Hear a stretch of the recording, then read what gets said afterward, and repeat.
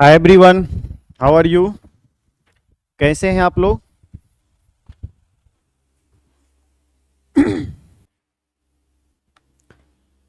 एक बार फिर से आपको second class time and tense का लेके मैं आपके लिए हाजिर हूँ। और हम लोग आज सेकेंड क्लास कर रहे हैं, जिसमें कल मैंने आपको डिफिनेशंस के बारे में समझाया था। आज हम लोग फोकस करेंगे स्ट्रक्चर के बारे में कि how can we structure of time and tense के सेंटेंस के लिए हम किस प्रकार से स्ट्रक्चर करते हैं, है ना। कल मैंने लास्ट में, मुझे याद है कि कल मैंने लास्ट में आपको बताया था V1, V2, V3, V4, V5 के बारे में। वर्ब के 5 फॉर्म होते हैं। Hello sir, I am fine and you? Shivam, I am also fine. So we will have to start the basic structure of verb form. Verb form क्या होता है? कल मैंने आपको बताया था थोड़ा सा कि वर्ब यानी जो क्रिया जो सेंटेंस में हम यूज करते हैं, वह 5 रूपों में यूज होती है, 5 फॉर्म्स में यूज होती है, 5 तरीके से यूज होती है। और उसको हम लोग क्या क्या नाम देते हैं भाई? उसका नाम देते हैं हम लोग V1, V2, V3 और V4, V5। मैं सबका नाम एक बार करता हूँ। ये हम V1 यूज करते हैं, और मैं थोड़ा सा इसको बड़ा ले लूँ। ठीक है, okay. V1, V2, V3, V4 और V5, सबका मैंने नाम कल लिखा था, आपको याद होगा। और इसका नाम जो होता है वो क्या क्या होता है भाई? V1 को हम लोग कहते हैं प्रेजेंट टेंस, या प्रेजेंट फॉर्म भी इसे बोलते हैं। और ये हमेशा क्या होता है? प्लूरल होता है। प्लूरल के लिए मैं सिर्फ पी यूज करूंगा ताकि आपको समझने में आसानी हो, सुविधा हो। और इसको हम लोग क्या बोलते हैं? Past form. ये आपको सब अब याद रखना पड़ेगा, क्योंकि हम आज स्ट्रक्चर इसका यूज करने वाले हैं, पास्ट फॉर्म। और ये होता है singular and plural both. Verb 3, it is named as past participle, and it is used as singular as well as plural form. V4 is named as present participle form. What does it mean? And I would like to discuss later. Singular and plural form. V5, it is named as also present tense, and it is always be used in singular form, है ना। It is already discussed earlier, पहले भी ये discuss किया जा चुका है। हम लोग कल इस पे जब बात किए थे तो आपको सिर्फ ये बोला था मैंने, याद रखने के लिए, कि V1 हमेशा प्लूरल होता है और V5 हमेशा सिंगुलर होता है, और ये बीच में जो सभी हैं वो सभी सिंगुलर प्लूरल दोनों होते हैं, है ना। और मैंने इधर भी लिख दिया, इधर भी लिख दिया। ये चीज़ आपके दिमाग में अगर आ गया है तो अब मैं सबका यूज़ करना शुरू करता हूँ। और मैंने कल आपसे कमिटमेंट किया था कि मैं एक स्टोरी से आपको समझाऊंगा कि वाई V1 और V5 is used for structure simple present tense. क्यों ऐसा ही करते हैं, मैं आपको स्टोरी से समझाता हूँ। आप ध्यान देंगे, 10 मिनट लगेगा इसे समझने में, लेकिन आप अच्छे से समझ में आ जाएगा आपको कि हम V1 या V5 का ही प्रयोग क्यों करते हैं और V2 का यूज़ पास्ट में क्यों करते हैं। ठीक है जी, मैं यहाँ पे अब लिखना शुरू कर देता हूँ। यहाँ हमारा है प्रेजेंट टेंस। पहले मैं यहाँ पे हेडिंग दे देता हूँ प्रेजेंट टेंस के लिए। ठीक है, मैं लिख के ही बता रहा हूँ ताकि आपको समझ में आ जाए। प्रेजेंट, और ये हमारा हो गया पास्ट, और ये हो गया हमारा फ्यूचर। ठीक है जी, अब हम यहाँ पे एक लाइन खींच देंगे और यहाँ पे हम दे देते हैं सिंपल, है ना। कल मैंने डिफिनेशन बताया था, आपको याद होगा। और यहाँ पे हम रख देते हैं कॉन्टिन्यूअस, और यहाँ पे हम रख देते हैं परफेक्ट। ठीक है जी, और यहाँ पे रख देते हैं परफेक्ट कंटिन्यूअस। कल मैंने सबको डिफाइन किया था, है ना। अब हम इसमें से फिर से लाइनिंग खींच देते हैं। लाइनिंग खींच दिए, टेबल बना रहे हैं हम लोग। तो इसके बाद इसको अब हम लोग स्ट्रक्चर करेंगे। जो स्ट्रक्चर हम करेंगे तो आपको ये सबके लिए अलग अलग टेबल बना लेते हैं हम। ठीक है जी, आप ध्यान से देखते रहना, और फिर मैं एकदम सामान्य भाषा का प्रयोग करके मैं इसे समझाऊंगा। और आप इसे समझ भी जाएंगे। बहुत ही फाइन तरीके से सिखाने वाला हूँ, तो आप इसे देखते रहिए। ये हमारा टेबल तैयार हो गया, ठीक है। ये हमारा टेबल हो गया, आपको दिखाई दे रहा होगा। अब हम सबको इसमें बांटेंगे। तो जनरली आप समझते होंगे कि वर्ब के कितने फॉर्म मैंने अभी बताया था, आपको याद होगा। यहाँ पे V1, V2, V3, V4 और V5। Actually there are 5 forms of verb. V1 named as V1, V2, V3, V4 एंड V5। ठीक है जी। मैंने इसके सबके नेचर के बारे में और सबका नाम भी बता दिया आपको, ठीक है, ये याद रखिएगा। और इसके बाद हम लोग अब यहाँ पर सबको बांटेंगे। यानी कि जब हम बंटवारा करते हैं तो आपको ये समझना होगा कि जब हम किसी चीज़ को बांटते हैं तो शुरुआत हम लोग करेंगे V1 से, क्योंकि V1 पहले है, तो जो पहले होता है उसी को उठाएंगे। तो यानी कि कुल मिला के 5 फॉर्म है। अब मान लेते हैं ये एक टेंस नाम का आदमी है, ठीक है। आप थोड़ा सामान्य तरीके से सीखना चाहें तो इसको सीख सकते हैं। आप मान लेते हैं कि एक इंसान है, ये इसको 3 बेटा है, ठीक है। ये इसका नाम है प्रेजेंट, दूसरे का नाम है पास्ट और तीसरे का नाम है फ्यूचर। यानी ठीक है। मेरी आवाज़ आ रही है ना? ऐसा नहीं कि आवाज़ ही नहीं आई। एक बार चेक कर लेते हैं, मेरी आवाज़ आ रही? शिवम अगर ऑनलाइन है, एक और ऑनलाइन दिख रहे हैं, अगर आवाज़ आ रही है तो आप एक बार कंफर्म कर दें तो मैं आगे कंटिन्यू कर लूँ अब। ठीक है भाई, कोई अगर ऑनलाइन है, शिवम ऑनलाइन दिखाई दे रहे हैं तो आप कंफर्म कर दें जल्दी से यस लिख के, नहीं तो मैं आपके, हाँ आ रही है स्वाति प्रिया, बिल्कुल। तो समझने के लिए तैयार हैं अभी आप लोग कि मैं इसे स्टोरी से सिखाऊंगा, आपको कहानी से सिखाऊंगा कि जिस तरह से एक इंसान अपने बच्चे को बांटता है, संपत्ति में बंटवारा करता है, तो उसी तरह से हम लोग यहाँ पे बांटना शुरू करते हैं। यानी टेंस के पास, ये टेंस समझिए एक इंसान है, तो इसके पास कौन कौन सा बांटने के लिए क्या क्या चीज़ है? V1 है, V2 है, V3 है, V4 है और V5 है। 5 ही है जी, ठीक है। तो सबसे पहले बंटवारा जब शुरू होता है तो इसका ये 3 बेटा है, मान लेते हैं, एक प्रेजेंट है, एक पास्ट है, एक फ्यूचर है। तो सबसे पहले शुरुआत तो इससे करेगा, ठीक है। तो इसको दे दिया V1, ठीक है जी, इसको दे दिया V1। और जब V1 दे दिया इसको, तो हाँ अब लिखने में सुविधा होगी, इसको V1 दे दिया, ठीक है। तो ये नाराज हो गया। क्यों नाराज हो गया ये? क्योंकि जब इसका सब्जेक्ट सिंगुलर रहेगा, किसी भी वाक्य का सब्जेक्ट अगर सिंगुलर रहेगा तो V1 हम कैसे लगाएंगे? V1 तो केवल क्या होता है? यस सर आ रही है, आ रहा आवाज, ठीक है। V1 देंगे तो V1 के बाद अब चूंकि ये प्लूरल होता है तो केवल V1 से तो काम चलेगा नहीं, इसको और भी कोई देना होगा। तो V2 देंगे। V2 इसलिए नहीं दे सकते हैं क्योंकि सिंगुलर प्लूरल दोनों होता है। V3 भी नहीं दे सकते और V4 भी नहीं दे सकते, क्योंकि आपको मैंने बताया हुआ है कि ये सिंगुलर प्लूरल दोनों होता है, V1, V2, V3 और V4। ये जो दो मैं यहाँ पे घेर दिया हूँ उसके बारे में मैं लिख देता हूँ कि ये होता है सिंगुलर और ये होता है प्लूरल, ठीक है। ये भी दिमाग में आ जाएगा, यहाँ से हम लेंगे। तो V1 हमने लिया। अब सिर्फ हम यहाँ पे सब्जेक्ट और ऑब्जेक्ट तो सब में देंगे, हम सिर्फ बात करेंगे वर्ब की, यानी बंटवारा सिर्फ हम वर्ब का कर रहे हैं। तो टेंस ने क्या किया?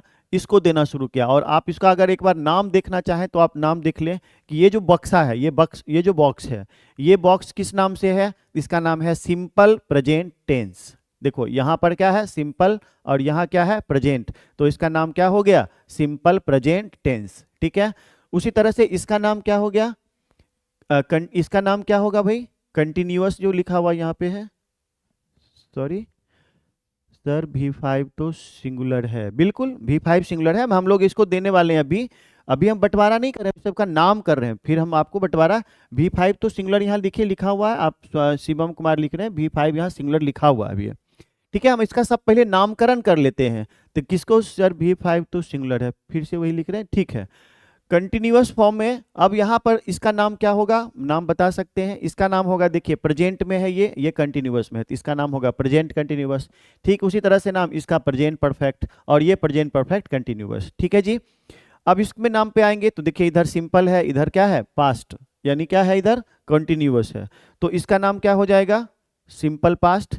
इसका नाम क्या हो जाएगा? Past continuous. इसका नाम पास्ट परफेक्ट, और इस बॉक्स का नाम क्या हो जाएगा? पास्ट परफेक्ट कंटिन्यूअस, ठीक है जी।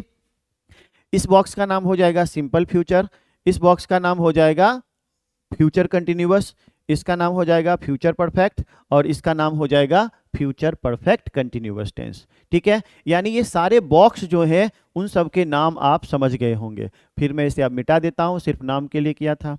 तो अब यहाँ पे हमने क्या किया, V1 दिया। ठीक है, तो V1 तो प्लूरल होता है, तो इसलिए इसमें एक हम V5 भी दे देंगे ताकि ये सिंगुलर प्लूरल दोनों का हो जाए। यानी कि सिंपल प्रेजेंट टेंस का स्ट्रक्चर V1 या V5 क्यों हो गया, क्योंकि अगर सब्जेक्ट सिंगुलर रहेगा तो हम V5 लगाएंगे और सब्जेक्ट अगर प्लूरल रहेगा तो वर्ब हम V1 लगाएंगे। वर्ब का कौन सा फॉर्म होगा, V1। इसीलिए आप कह सकते हैं कि जब स्ट्रक्चर होगा इसका सिंपल प्रेजेंट टेंस का, तो आपको क्या याद रखना है, V1 या V5 सिर्फ। ठीक है जी, समझ में आ गया होगा। हम आगे बढ़ते हैं, आते हैं प्रेजेंट कंटिन्यूअस में।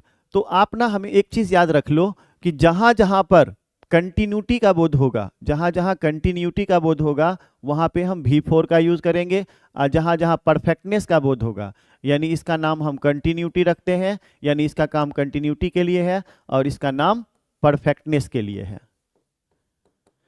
ठीक है, और इसके बारे में एक चीज और सुन लीजिए कि V3 और V4 एक रईस वर्ब होता है। अब कहिएगा रईस वर्ब कैसे बोल रहे हैं सर, इसका क्या मतलब हुआ, व्हाट डज इट मीन कि रईस वर्ब क्या होता है। रईस क्या, कोई भी रईस होता है तो वो क्या करता है, अपने पास नौकर रखता है। तो इसी तरह से नौकर बोले तो हेल्पिंग वर्ब, यानी कि V3 और V4 कहीं भी अगर यूज होगा तो यह अपने साथ एक हेल्पिंग वर्ब अवश्य रखेगा। तो V4 जहां भी होगा वहां पे हेल्पिंग वर्ब कौन सा यूज होगा भाई, टू बी।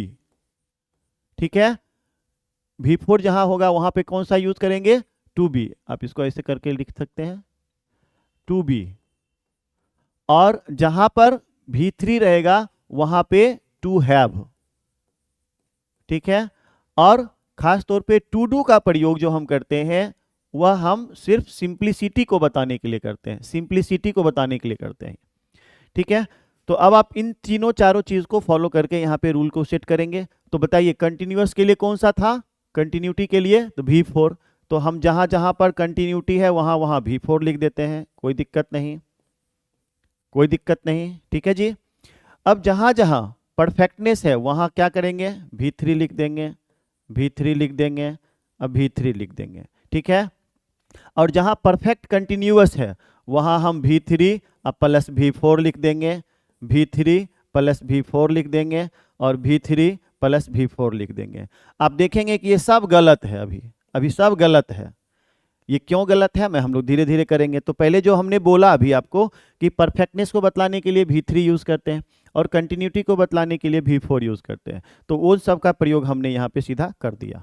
ठीक है जी, समझ गए सर। ठीक है, तो अभी आप देखेंगे कि ये सब मैं बार बार बोल रहा हूँ कि ये गलत लिखा हुआ है अभी, और ऑनलाइन क्लास है, लेकिन फिर भी अगर आप समझ पा रहे हैं तो समझने की कोशिश करिए कि ये मैं बोल रहा हूँ कि ये गलत लिखा हुआ है, और गलत क्यों लिखा फिर उसे क्यों करेक्ट करूंगा आप थोड़ा देर में समझेंगे। तो अभी आप देखेंगे कि हमने जहां जहां कंटिन्यूटी था वहां V4 दिया, जहां जहां परफेक्टनेस है वहां V3 दिया, और परफेक्ट कंटिन्यूअस है तो परफेक्ट कंटिन्यूअस का यहाँ पे स्ट्रक्चर कर दिया, सेट हो गया। और आप गौर करेंगे कि वर्ब के दूसरे रूप का प्रयोग अभी तक कहीं नहीं हुआ है। तो अब आप यहाँ पर एक बचा हुआ है हमारा वर्ब का दूसरा रूप। अब अकॉर्डिंग टू सम ग्रामेरियंस, कुछ ग्रामेरियंस के according there is no future tense, for our convenience we just use shall और विल प्लस बेयर इन्फिनिटिव। मतलब क्या हो गया, सामान्य हिंदी में समझिए इसे कि बहुत सारे ग्रामेरियन का ऐसा मत है कि दो ही टेंस होते हैं। फ्यूचर में अगर कोई वर्क ऑफ एग्जीक्यूशन होता है तो ये रिकॉग्नाइज्ड नहीं होते हैं। That is why the reason is behind that only two tenses is used to form a sentence, form करने के लिए। तो इसलिए अभी हम इसको मिटा देते हैं अब। ठीक है जी, मैंने पहले लिखा आपको समझाने के लिए और फिर मैंने मिटा दिया, और जब हम मिटा देंगे तो फिर आपको लिखने का जरूरत जब होगा तब हम इसको बताएंगे। तो फिलहाल ये दो टेंस का स्ट्रक्चर जो हमने अभी सेट किया है उसको पूरा कर लेते हैं। तो अभी कंटिन्यूटी के लिए हमने बताया था टू बी। अभी इसको अभी थोड़ा देर पहले बताया था मैंने कि V4 और V3 क्या होता है, रईस वर्ब होता है, यानी कि इसको हेल्पिंग वर्ब की आवश्यकता होगी। तो हेल्पिंग वर्ब इसको नौकर कौन सा मिलेगा, आप देखिए यहाँ पे टू बी के लिए क्या, सॉरी कंटिन्यूटी के लिए नौकर कौन सा होता है, टू बी। और टू बी में क्या आता है, is, am, are, was, were, be, being, been, यही आता है। आपको बेसिक ऑफ ग्रामर में मैंने बताया था। तो इसमें हम दे देंगे is, am, are, is am are plus V4 हो गया। अब कहेंगे इज एम आर ही क्यों, क्योंकि ये क्या, इसका नाम क्या है, प्रेजेंट कंटिन्यूअस, तो प्रेजेंट में क्या देंगे, इज एम आर, कंटिन्यूटी के लिए क्या देंगे, V4। तो अब बताइए, इधर से आ गया प्रेजेंट, इधर से आ गया कंटिन्यूअस, कंटिन्यूटी के लिए V4 और प्रेजेंट के लिए इज एम आर। ठीक इसी तरह से इसमें क्या दे देंगे भाई, वाज और वर प्लस V4, वाज या वर प्लस V4 दे देंगे। क्यों, क्योंकि इसका नाम क्या है, पास्ट कंटिन्यूअस, यानी ये हो गया पूरा, ये हो गया पूरा, ये टेबल पूरा, ये टेबल पूरा। अब हम आते हैं यहाँ पे, आप गौर करेंगे कि हमने यहाँ बताया था कि V3 का प्रयोग हम परफेक्टनेस के लिए करते हैं, यानी जहां जहां परफेक्टनेस है वहां हमने क्या क्या यूज किया है, V3 का यूज किया है। अब V3 को बताने के लिए इसका नौकर यानी इसका हेल्पिंग वर्ब क्या होता है भाई, टू हैव ग्रुप का।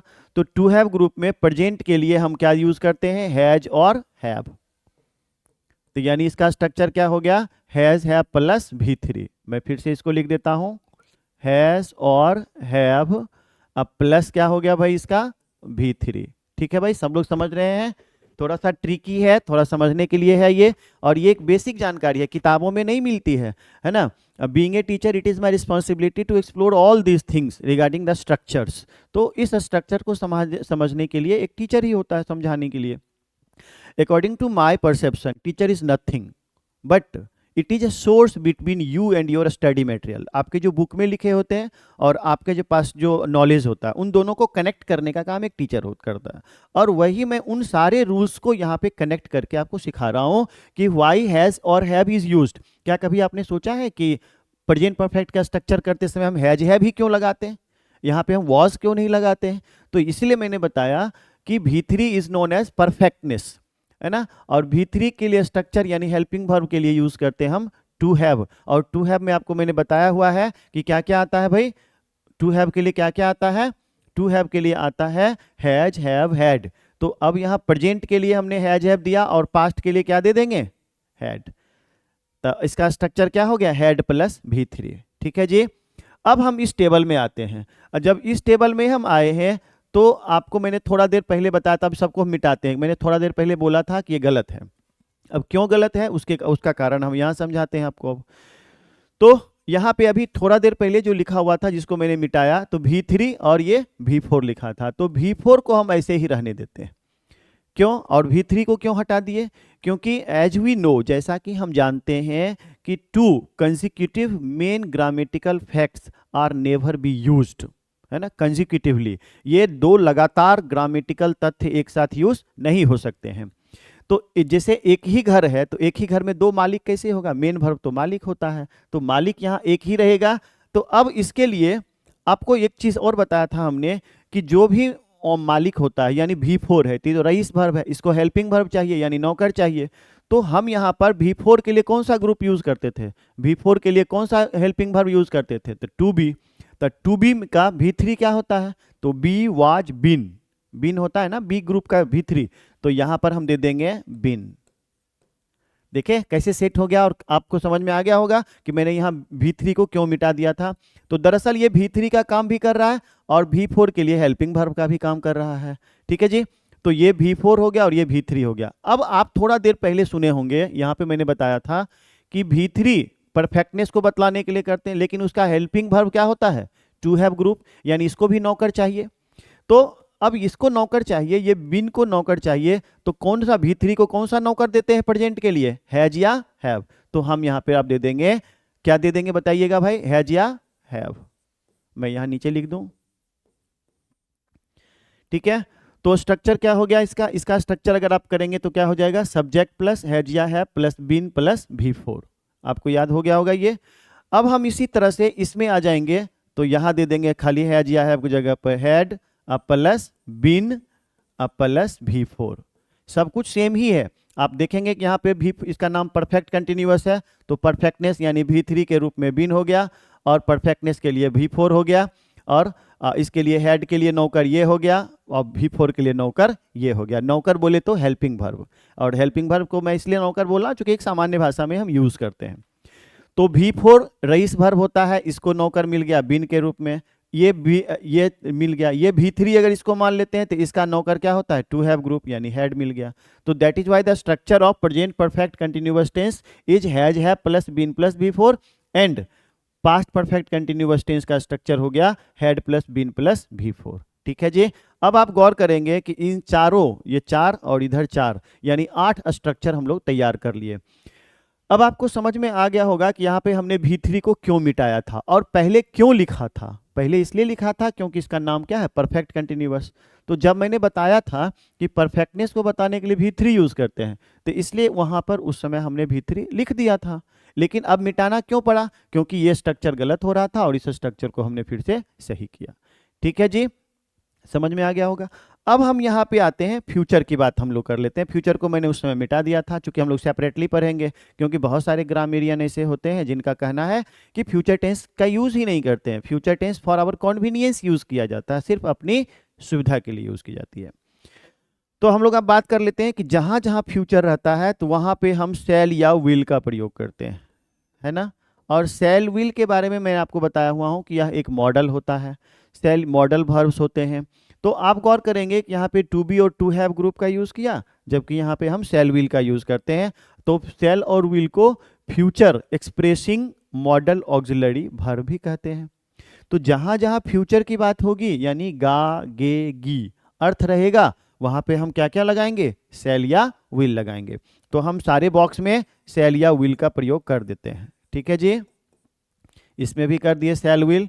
चूंकि सबका नाम क्या है, फ्यूचर से है, तो इसलिए हम सब में शैल या विल कर देते हैं। धीरे धीरे आपको सब समझ में आ गया होगा। अब उसमें भी सेम कॉन्सेप्ट हम फॉलो करेंगे, सेम कॉन्सेप्ट फॉलो करेंगे, यानी इसमें हम दे देंगे V1।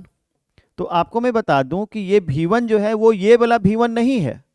आप ये मत समझना कि ये प्लूरल वर्ब है यहाँ पे V1, बल्कि इस V1 को कहते हैं हम, यहाँ पे हम नाम लिख देते हैं, इस V1 को कहते हैं बेयर इन्फिनिटिव। बेयर इन्फिनिटिव, हम लोग इन्फिनिटिव चैप्टर में इसके बारे में पढ़ेंगे अथवा मॉडल्स में पढ़ेंगे। बेयर इन्फिनिटिव क्या होता है, इन्फिनिटिव विदाउट टू। और इन्फिनिटिव क्या होता है कि यह नॉन फाइनाइट वर्ब होता है। तो मैं ज़्यादा डिटेल इसमें इसलिए नहीं जाना चाहता हूं, क्योंकि मेरा जो मेन चीज़ है वो छूट जाएगा। मैं इन्फिनिटिव के बारे में आपको आगे आने वाले समय में समझाऊंगा। तो आप ये मान के चलो कि ये जो V1 लिखा हुआ है वो बेयर इन्फिनिटिव है। तो शैल या विल के बाद बेयर इन्फिनिटिव। क्यों, क्योंकि शैल विल मॉडल होता है, और मॉडल का बेसिक गुण होता है, बेसिक कैरेक्टरिस्टिक्स होता है, यानी उसका चारित्रिक गुण होता है कि यह अपने साथ हमेशा V1 लेता है, यानी कि वर्ब का पहला फॉर्म लेता है। ठीक है जी। तो अब यहाँ पर उसी रूल के अनुसार हम आगे बढ़ेंगे। तो आप गौर करेंगे, इसका नाम क्या है, इसका नाम है फ्यूचर कंटिन्यूअस टेंस। ठीक है जी। तो कंटिन्यूअस टेंस में हम यहाँ पे क्या यूज करेंगे, V4। ठीक है। तो आप गौर करेंगे शैल या विल हो गया और V4 हो गया। तो अभी इसकी ये नाराज हो गया। क्यों नाराज हो गया, क्योंकि इसको तो एक नौकर चाहिए। V4 के लिए क्या चाहिए, कंटिन्यूटी के लिए, लेकिन इसको एक नौकर चाहिए टू बी ग्रुप का। ठीक है। तो टू बी ग्रुप में कौन कौन आते हैं, एच एम आर जो यूज हम कर चुके हैं, वाज वेयर जो हम यूज कर चुके हैं। तो अब बच गया सपोर्टिंग ऑक्सिलरी वर्ब, जिसका नाम है बी, बीइंग और बीन। तो बी का प्रयोग हम V1 के रूप में करते हैं, और शैल विल को भी V1 चाहिए। तो यहाँ पर हम क्या कर देंगे, V1, और V1 के रूप में अब क्या कर देंगे यहाँ पर B, यानी शैल will plus B plus V4। B क्यों लगाए, क्योंकि इसको देखिए एक नौकर मिल गया। इसको कौन सा नौकर चाहिए, तो हेल्पिंग वर्ब। इसको कौन सा चाहिए, टू बी ग्रुप का। तो देखिए इसको टू बी ग्रुप का हेल्पिंग वर्ब मिल गया। और शैल विल को क्या चाहिए, इसका रिक्वायरमेंट क्या होता है, कि इसका रिक्वायरमेंट होता है कि इसे एक V1 चाहिए। देखिए यहाँ शैल विल को V1 चाहिए। क्यों, क्योंकि शैल विल मॉडल होता है। तो ये भी हो गया। इसका नाम क्या है, परफेक्ट। तो परफेक्टनेस के लिए आप याद कीजिए मैंने क्या लगाया था पहले भी, V3 परफेक्टनेस के लिए। परफेक्टनेस को हेल्पिंग वर्ब क्या चाहिए, टू हैव ग्रुप। तो टू हैव ग्रुप में अब इसको क्या चाहिए, V1। तो टू हैव ग्रुप में आपको पता है कि हैव V1 की तरह यूज होता है और हैज V5 की तरह यूज होता है। यही कारण है कि यहाँ सिर्फ हम क्या देते हैं, हैव देते हैं। हैज क्यों नहीं देंगे, क्योंकि हैज हो जाता है V5, और शैल विल को क्या चाहिए, देखिएगा यहाँ पर V1। शैल विल को क्या चाहिए, V1। तो हम यहाँ पर V1 देंगे, V3, और इसके बाद परफेक्टनेस के लिए V3 देंगे। ठीक है। किसी को कोई दिक्कत हो रही है तो थोड़ा बताइएगा। दिक्कत नहीं हो रही ना, कोई चैट नहीं है, कोई बात नहीं, समझने में आ रहा है। अगर आप एक बार कंफर्म कर दें तो मैं थोड़ा आगे बढ़ूँ, अब चूंकि लास्ट हो रहा है ये। ठीक है। शैल विल प्लस है प्लस V3 हो गया। अब हम आ जाते हैं परफेक्ट कंटिन्यूअस पे। परफेक्ट कंटिन्यूअस पे आ जाते हैं और परफेक्ट कंटिन्यूअस में सेल विल का प्रयोग कर रहे हैं यहाँ पे। सेल विल तो सबके लिए है, फ्यूचर के लिए भी है, फ्यूचर चूंकि यह भी फ्यूचर है। तो अब आप गौर करेंगे इसका नाम है परफेक्ट कंटिन्यूअस, तो कंटिन्यूटी के लिए क्या यूज कर देंगे, V4, ठीक है। अब कंटिन्यूटी से पहले अब हम दे देंगे यहाँ पर इसको एक हेल्पिंग वर्ब चाहिए, और हेल्पिंग वर्ब इसमें कौन सा यूज करेंगे भाई, इसका हेल्पिंग वर्ब कौन सा यूज करेंगे, तो सेल विल के बाद हम सेट कर लेते हैं। तो सेल विल के बाद क्या करेंगे बताइए, हैज या हैव, तो सेल विल के बाद क्या कर देंगे, हैव। क्यों यूज करेंगे हैव, क्योंकि सेल विल एक मॉडल है और मॉडल को चाहिए V1, तो V1 के रूप में हैज हैव में क्या यूज करते हैं, हैव, क्योंकि हैज तो V5 हो जाता है। तो सेल और विल के बाद हैव, अब प्लस, अब यहाँ पर हैज हैव ग्रुप का आप देखेंगे यहाँ पर बिन कर लेते हैं, तो इसको टू बी मिल गया, ये V3 की तरह यूज हुआ तो इसको टू हैव मिल गया, यानी कि V4 को चाहिए टू बी ग्रुप और V3 को चाहिए टू हैव ग्रुप। तो इस तरह से अगर आप गौर करेंगे तो ये पूरा का पूरा स्ट्रक्चर तैयार हो गया है। यानी इस पूरे स्ट्रक्चर में आप गौर करेंगे, अगर कोई क्वेश्चन हो, आप ऑनलाइन एक ही दिख रहे हैं, तो कोई क्वेश्चन अगर हो आपको, शिवम शायद दिख रहे हैं, तो जिनको भी क्वेश्चन हो आप पूछ सकते हैं कि यहाँ किस स्ट्रक्चर का यूज क्यों किया गया है। और ये सारा स्ट्रक्चर अब हमारा तैयार हो चुका है, और इसके बाद इसी स्ट्रक्चर के आधार पे इसका हम निगेटिव, इंट्रोगेटिव, निगेटिव इंट्रोगेटिव और WH क्वेश्चन पढ़ेंगे। ठीक है जी, किसी को कुछ बोलना है, समझ में अगर नहीं आ रहा है तो बोलिए, और मैं इसको मिटा के अब आगे बढ़ूंगा। ठीक है, अब इसी का अगर हम लोग निगेटिव बनाएंगे, सपोज दैट इसका निगेटिव बनाएंगे, तो हम एक एग्जाम्पल ले लेते हैं, एक टेंस का एग्जाम्पल ले लेते हैं, और वो हमारा है सिंपल प्रेजेंट टेंस। अगर हम एक हेडिंग दे देते हैं सिंपल प्रेजेंट टेंस का, ठीक है जी,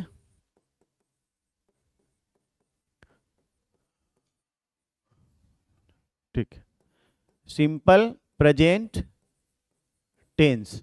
सिंपल प्रेजेंट टेंस का स्ट्रक्चर हम कैसे करेंगे, तो मैं यहाँ पे आपको नोटबुक जो दूंगा उसमें सब लिखा हुआ रहेगा, लेकिन हम फिर भी हम एक इसका तैयार कर लेते हैं। अफर्मेटिव कैसे बनाएंगे, सब्जेक्ट, सब्जेक्ट प्लस V1 और V5 जो भी अभी हमने स्ट्रक्चर तैयार किया था वहाँ पे, plus object then extension.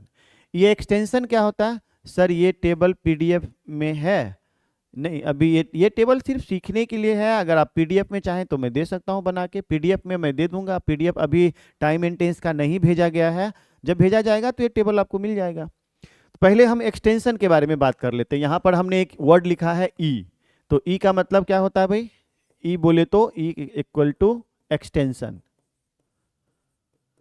E का मतलब हो गया एक्सटेंशन। तो एक ये ऑब्जेक्ट होता है, एक्सटेंशन एक ऑब्जेक्ट होता है जो सेंटेंस के अर्थ को एक्सटेंड करता है। एक्सटेंड करने का मतलब क्या हो गया, यानी कि बढ़ाता है। यानी extension is such type of object which is used to extend the meaning of the sentence and it is generally followed by any suitable preposition. Preposition यानी कि जैसे मैं बोलता हूं मोहन के साथ, तो मोहन के साथ अगर हम बोलते हैं तो इसका अंग्रेजी क्या लिखते हैं, विथ मोहन, विथ मोहन लिखते हैं ना भाई। तो अब बताइए ये प्रीपोजिशन है, यानी कि अब ये एक पूरा ऑब्जेक्ट हो गया, और यही ऑब्जेक्ट क्या कहला जाएगा, एक्सटेंशन। एक्सटेंशन कहला जाएगा, क्यों, क्योंकि ये सेंटेंस के अर्थ को एक्सटेंड करता है, सेंटेंस के अर्थ को बढ़ाता है। तो मेरे कहने का अर्थ ये हो गया कि एक्सटेंशन एक प्रकार का ऑब्जेक्ट होता है जो सेंटेंस के अर्थ को एक्सटेंड करने के लिए किया जाता है, बढ़ाने के लिए किया जाता है, और इसके साथ प्रीपोजिशन लगे होते हैं। ठीक है जी, तो अब इसको हम लोग यहाँ मिटा देते हैं। इसका निगेटिव अगर हम बनाते हैं तो कैसे बनाएंगे, यहाँ इसका निगेटिव बनाएंगे तो सब्जेक्ट तो सब में देंगे, उसके बाद देखिए ये V1 या V5 है यहाँ पे, तो इसके लिए हम यहाँ पे निगेटिव बनाने के लिए डू या डज का प्रयोग करते हैं। ठीक है, यानी कि डू या डज क्यों लगाते हैं आप समझिएगा कि टू डू ग्रुप में, टू डू जो हमारा ग्रुप होता है, to be primary auxiliary verb में यूज करते हैं, उसमें आता है डू, डज और डिड। तो डू देखिएगा कि V1 हुआ तो ये V5 हुआ, तो ये V2 हुआ। तो आप गौर करेंगे कि यहाँ V1 या V5 है, तो इसलिए हम यहाँ पे डू या डज का प्रयोग कर लेते हैं, क्योंकि हमें इसी तीनों में लेना है। तो इस तीनों में लेंगे, चूंकि टू डू ग्रुप में आते ही हैं डू, डज और डिड। तो इसलिए इस तीनों में जब हमें लेना है तो डू या डज का प्रयोग कर लेंगे। अब प्लस यहाँ क्या लगा देंगे, नोट। नोट क्यों लगाए भाई, क्योंकि हम क्या बना रहे हैं, निगेटिव बना रहे हैं, और निगेटिव जब बना रहे हैं तो यहाँ पर हम नोट का प्रयोग कर लेंगे।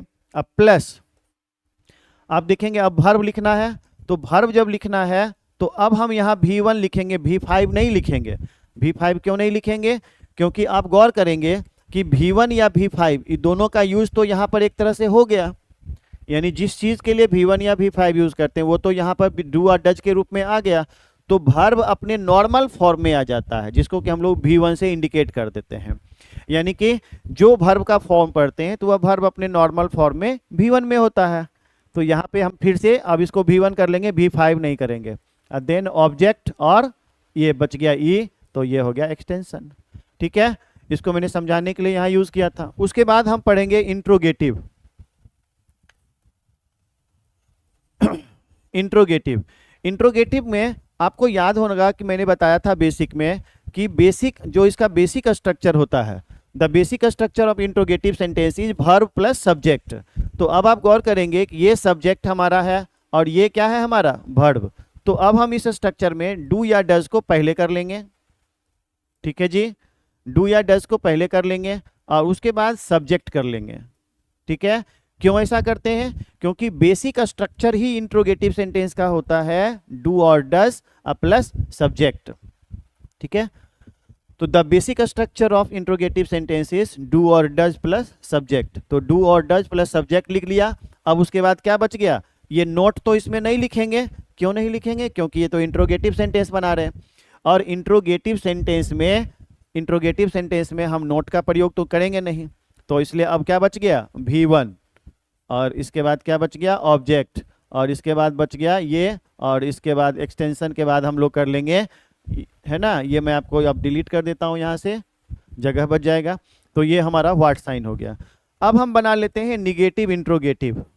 निगेटिव इंट्रोगेटिव, और निगेटिव इंट्रोगेटिव बनाएंगे तो इंट्रोगेटिव जो ये सेंटेंस है वो भी रहेगा और इसमें निगेटिव सेंस दे देंगे बस केवल। तो क्या हो जाएगा, डू और डज प्लस सब्जेक्ट प्लस, अब यहां देखिएगा नोट, जो नोट यूज किए थे वो नोट दे दिया, और उसके बाद फिर से हमारा वर्ब अपने नॉर्मल फॉर्म में आ गया, और then object, and finally you will have to use extension, and thereafter you should use interrogative sign, that is question mark। ठीक है जी, और निगेटिव इंट्रोगेटिव सबका हम लोग एक बार इस चारों फॉर्म को यूज कर लेंगे, affirmative, negative interrogative and negative interrogative. और ऐसा करने के बाद हम लोग यूज करेंगे WH क्वेश्चन, और WH क्वेश्चन में WH वर्ड के बारे में मैंने पहले भी बताया है आपको। और ये जो WH वर्ड है, इन सब का यूज हम करेंगे सेंटेंस के स्ट्रक्चर में, और उसमें थोड़ा दिमाग भी लगाना पड़ेगा, हम सबको रिवाइज करके भी रखना पड़ेगा इन चीज़ों को, और तब जाके उसे समझ में आएगा।